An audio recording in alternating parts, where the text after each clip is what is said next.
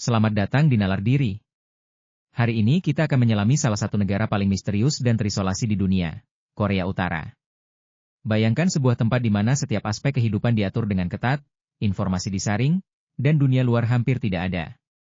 Sebuah negara yang telah lama menjadi teka-teki, penuh rahasia yang dijaga ketat dari mata publik.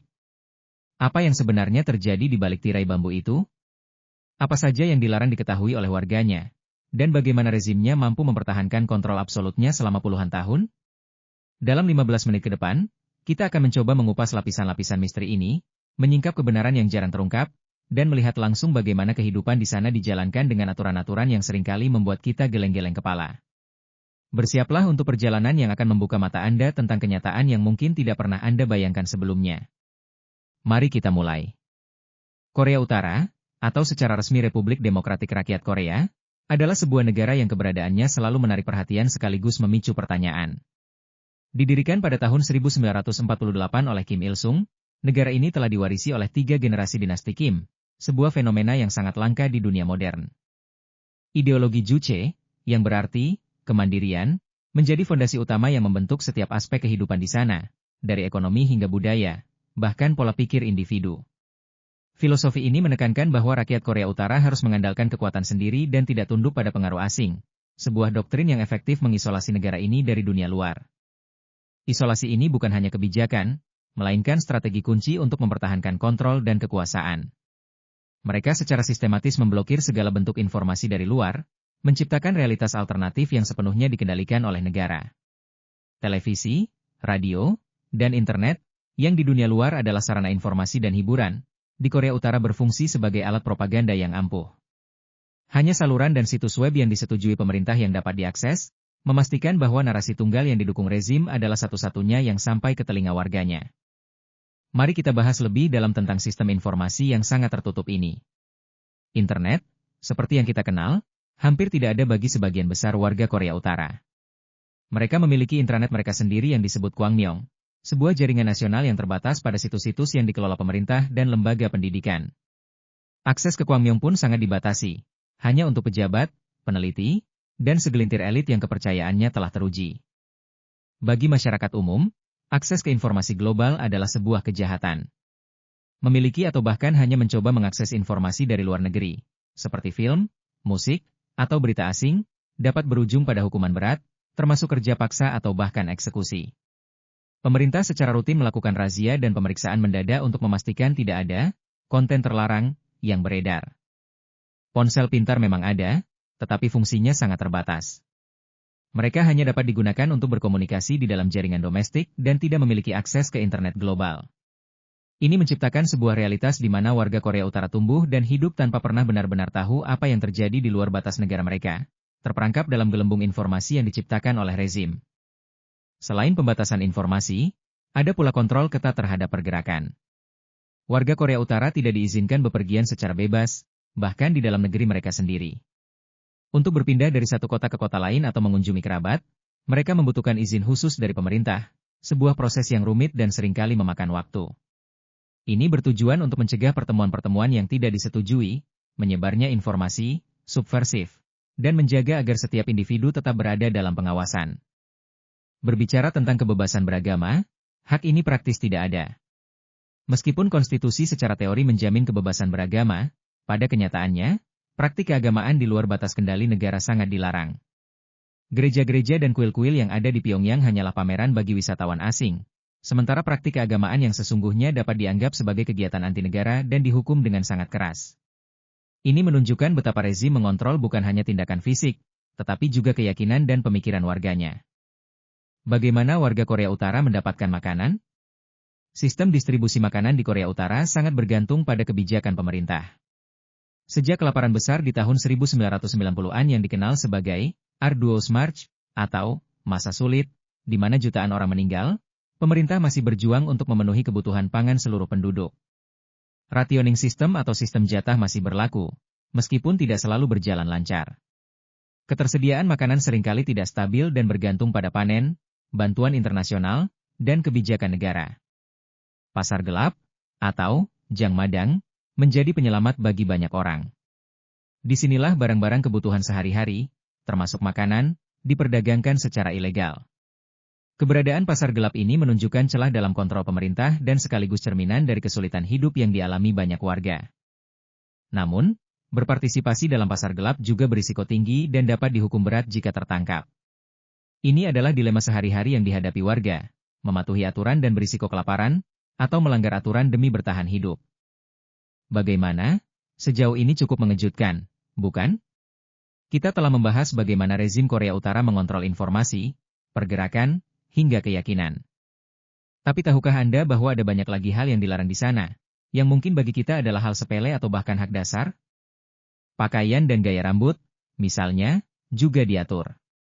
Ada daftar gaya rambut yang disetujui pemerintah untuk pria dan wanita, dan setiap penyimpangan dianggap tidak pantas. Pakaian yang dikenakan juga harus mencerminkan kesopanan dan tidak boleh terlalu mengikuti mode asing. Tujuannya jelas, untuk menghilangkan individualitas dan mendorong keseragaman, memastikan bahwa setiap warga negara terlihat dan berperilaku sesuai dengan standar yang ditetapkan oleh negara. Ini adalah upaya untuk menghapus segala bentuk ekspresi diri yang dapat mengancam otoritas rezim. Pendidikan di Korea Utara sepenuhnya difokuskan pada indoktrinasi ideologi Juche dan loyalitas kepada keluarga Kim. Sejak usia dini, anak-anak diajarkan tentang kebesaran pemimpin mereka dan sejarah revolusioner negara. Buku-buku pelajaran dipenuhi dengan narasi propaganda, dan materi pembelajaran di luar lingkup ini sangat dibatasi. Mereka tidak diajarkan sejarah dunia secara komprehensif, ekonomi global, atau filsafat politik alternatif. Akibatnya, sebagian besar warga tumbuh tanpa pemahaman yang mendalam tentang dunia di luar perbatasan mereka, hanya menerima apa yang disajikan oleh negara. Kebebasan berekspresi, seperti yang kita kenal, tidak ada.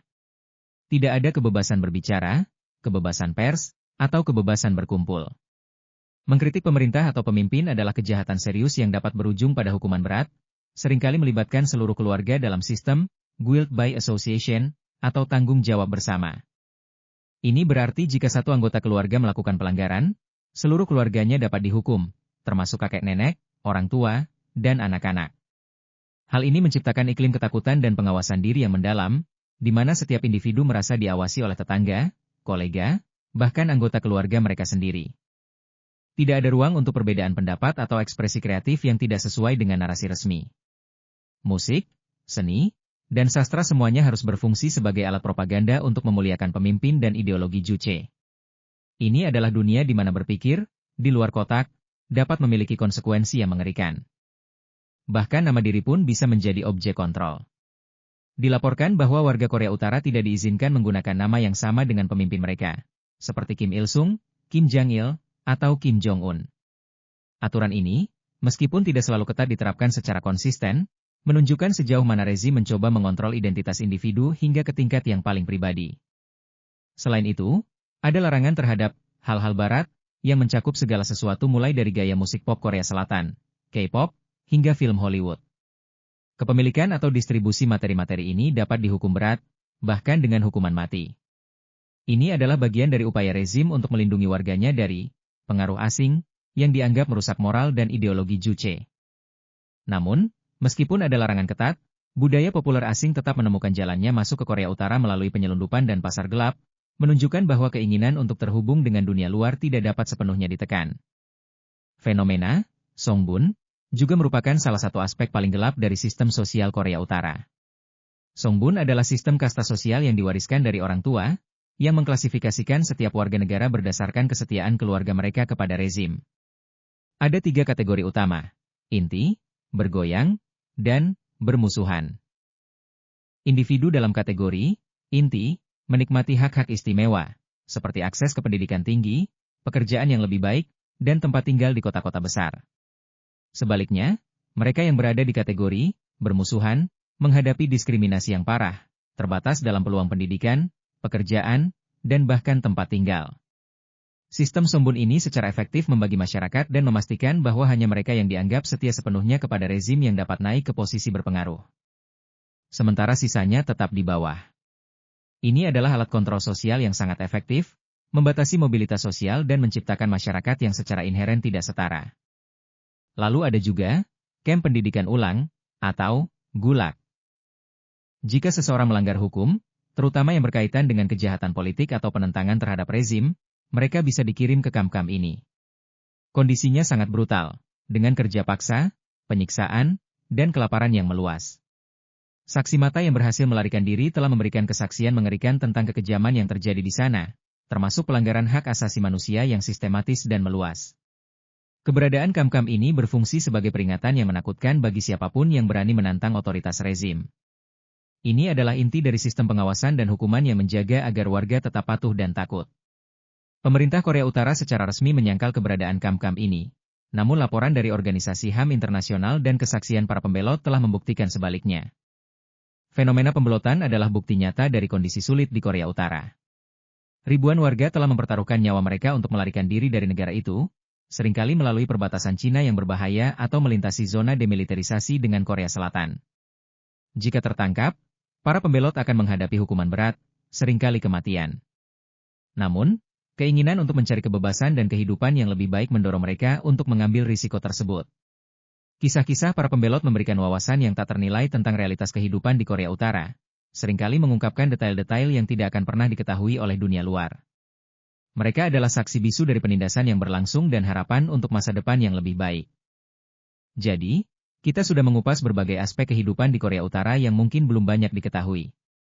Dari kontrol informasi yang totaliter, pembatasan pergerakan, hingga sistem kasta sosial yang mengakar, dan ancaman kamp-kamp kerja paksa yang selalu membayangi. Semua ini adalah bagian dari strategi rezim untuk mempertahankan kekuasaan absolut dan memastikan loyalitas warganya. Ini adalah dunia yang sangat berbeda dari apa yang kita alami setiap hari. Sebuah gambaran dari bagaimana sebuah negara dapat mengatur kehidupan warganya hingga ke detail terkecil. Jika video ini bermanfaat, jangan lupa like, share, dan subscribe channel ini ya. Dan nyalakan lonceng notifikasi supaya tidak ketinggalan tips komunikasi lainnya. Jangan ragu untuk berbagi pemikiran dan pertanyaan Anda di kolom komentar di bawah. Apakah ada aspek Korea Utara lainnya yang ingin Anda ketahui?